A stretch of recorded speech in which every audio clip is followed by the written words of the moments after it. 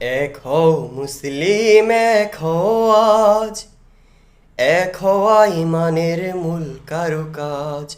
এক হও মুসলিম, এক হও আজ, এক হওয়া ইমানের মূল কারুকাজ। এক হও মুসলিম, এক হও আজ। আল্লাহর রজ্জুকে ধরো এক হয়ে, দুর্বার কাফেলাও গড়ো এক হয়ে। আল্লাহর রজ্জুকে ধরো এক হয়ে, দুর্বার কাফেলাও গড়ো এক হয়ে।